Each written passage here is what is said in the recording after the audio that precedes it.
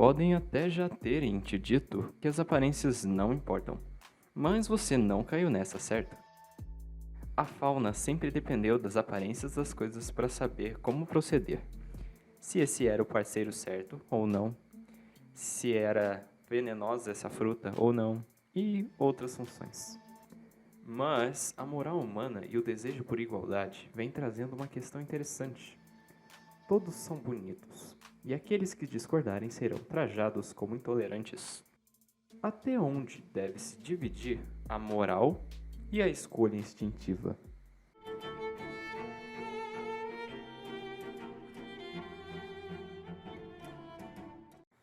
Olá, eu sou o PhD, seja muito bem-vindo ao Como Vai a Vida, o canal com a sua pequena dose semanal de lucidez. No vídeo dessa semana eu vou estar meio que fazendo uma parte 2 da semana passada, em que eu falei como os princípios de Charles Darwin sobre a teoria da evolução mostravam o porquê de nossos padrões de beleza são o que são hoje.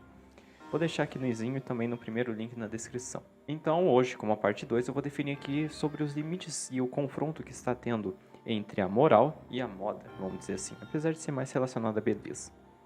Se você já gosta desse tipo de vídeo que faz você pensar a fundo sobre assuntos adversos e não tem muito com quem conversar, se inscreva aí. Eventualmente vamos criar uma comunidade para falar esse tipo de coisa. Bom, primeira coisa então, vou definir aqui o que eu consideraria bonito. E a mais óbvia descrição de todas é a que eu vou usar aqui, que é o contrário de feio. A gente definiria como feio aquilo que é repulsivo ou aversivo no quesito visual.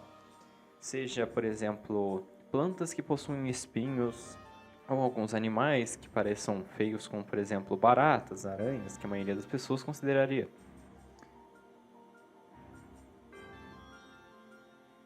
Enfim, qualquer coisa que seja repulsiva pra gente, ou aversiva no sentido, claro, visual, sempre. Então, ao contrário disso, nada mais seria do que o quê? Algo que seja cativante aos nossos olhos. Aquilo que a gente goste de ver, mas até no sentido de, tipo, simplesmente gostar de ver mesmo. E sabe o que teve em comum entre as coisas feias que eu deixei como exemplo aqui? Quer dizer, depende da sua perspectiva, né? Mas o que eu deixei de exemplo? Todas, a maioria das pessoas consideraria perigosa.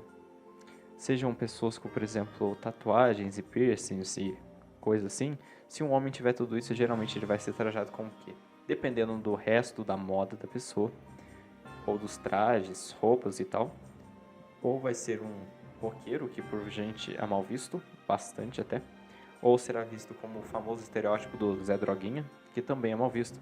Assim como plantas com espinhos geralmente são mal vistas porque tendem a ser perigosas.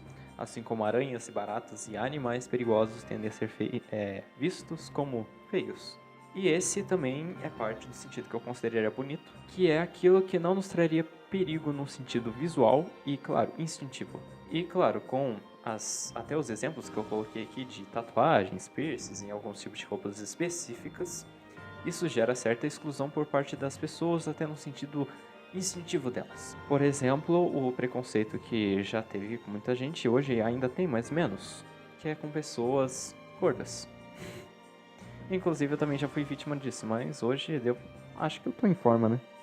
Inclusive, os movimentos igualitários, vamos dizer assim, que buscam realmente igualdade, sejam, por exemplo, comunidade LGBT+, lutas anti-racismo e, nesse caso, a luta contra a gordofobia também, todos eles tentam redefinir o conceito de beleza e os padrões de beleza, mas de uma forma forçada e equivocada.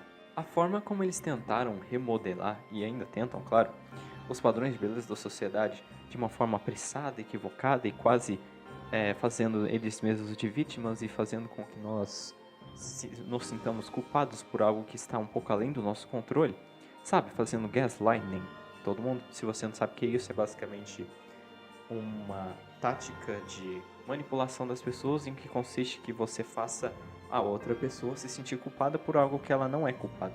Bom, mas deixando isso de lado, eles tentaram desconstruir os nossos padrões de beleza da mesma forma com que eles tentaram desconstruir a língua portuguesa, e ainda tentam, com o pronome neutro, que não é uma ideia errada, mas foi executada de forma errada. Inclusive, vou deixar aqui no izinho também o vídeo sobre o pronome neutro, para você saber o exemplo que eu estou falando, que sabe, não é a língua que faz as pessoas, e sim as pessoas que fazem a língua. Inclusive, esse também é um conceito que eu vou deixar aqui agora. Não é a moda que faz as pessoas, e sim as pessoas que fazem a moda. É por isso que muitas vezes a gente não consegue mudar as coisas de uma forma assim rápida, brusca e eficiente. Principalmente com, bom, a moda e, claro, a tecnologia e, bom, quase todas as coisas que os seres humanos criam evoluindo mais rápido do que a biologia. Então, suponhamos agora com um exemplo seguinte. Se duas garotas estão tentando, por exemplo, se inscrever numa agência de modelos para ser um modelo de uma revista. Uma delas é uma altura média, vamos dizer assim, 1,60 por aí. Loira, olhos azuis, magra e não exatamente magrela, assim. Aquele esbelto de padrão, por exemplo, qual é a proporção? 10, 7, 11. Enquanto isso, a garota também tem altura média, vamos dizer 1,60 por aí. Também é loira, mas essa está acima do peso. Tem problemas de coluna, com o que faz com que ela tenha problemas de postura. Notaram que essas descrições, assim, batem com alguns exemplos reais nossos. Mas, independentemente, não é errado escolher a primeira, porque isso está, bom, inserido no nosso cérebro pela programação biológica que nós temos. Mais uma vez citando um aspecto do padrão de beleza da nossa sociedade que eu citei no vídeo passado. O que eu quero concluir com esse exemplo é o seguinte: você pode preferir a pessoa que é magra sim, ou a pessoa que, sei lá, o cara que é musculoso sim, ou a mina que é rabuda sim. E não tá errado, até porque é uma preferência sua. Esse é o limite que a moral e a igualdade deve ter composto a moda. Você não tem que tirar o direito de ninguém de escolher aquilo que ele acha bonito ou não, até porque ele mesmo está escolhendo. E é esse problema aí que a gente tem que retratar. Esses conceitos de igualdade, que todos são bonitos, que diz que é aquele famoso termo gringo que eu não sei muito bem como se traduziria, que é o body shaming, que seria tipo zoar com o corpo das pessoas, que claro, não é correto, mas você não está zoando em si. E ainda também temos aquele pouco de ponderamento em relação aos gêneros. Por exemplo, se uma garota disser que não fica com um cara a menos que ele tenha 1,80 m ou mais, ela vai estar sendo, no máximo, exigente. Enquanto um homem diz que não fica com uma menina que tenha mais de 70 quilos, por exemplo, dependendo da altura, ele vai ser sendo trajado como fascista, machista, gordofóbico e esse tipo de coisa. É esse padrão duplo aí que também me incomoda muito. Mas também não vou dizer, né, porque padrões de beleza afetam mais as mulheres que nós, tanto no sentido social quanto no sentido biológico, quanto no sentido subconsciente, mas isso é tema para outro dia. E aliás, eu já até falei um pouquinho também num vídeo que explica por que as mulheres não são sinceras com a gente, às vezes com medo de serem julgadas, que isso também está na programação biológica dele. Fica aí o vídeo no izinho. Portanto, eu vou estabelecer aqui, de uma forma simples, o limite entre a moral e a beleza. O limite que a beleza vai é até onde pessoas existem, vamos dizer assim.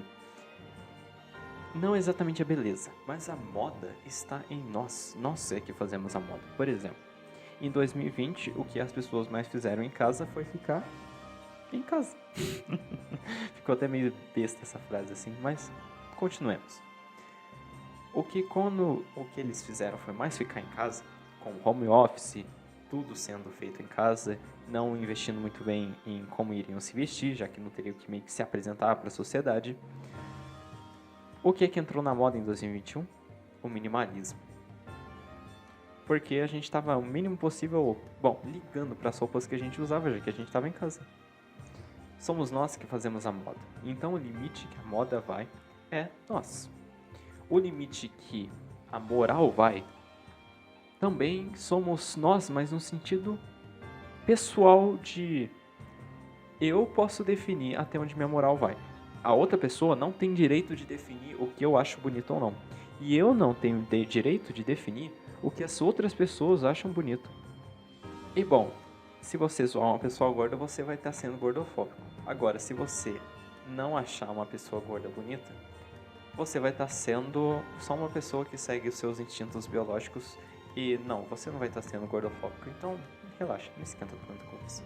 Eu usei aqui o exemplo de gordo tanto porque eu já fui, quanto porque eu vejo muito esse exemplo de padrões duplos e onde a moral e a moda se separam e que não é exatamente, bom, certo. Bom, essa é a conclusão e reflexão que eu tinha a trazer para vocês hoje. Lembre-se sempre, o amor e o ódio nos levam pelo mesmo caminho. Mas se você gostou do vídeo, deixe seu like, se inscreva no canal, compartilhe aí para que mais pessoas vejam que não tem o menor problema achar certas pessoas bonitas e certas pessoas feias. O problema é tentar controlar o que as outras pessoas acham. Até porque nem a gente escolhe o que a gente acha bonito. E até semana que vem.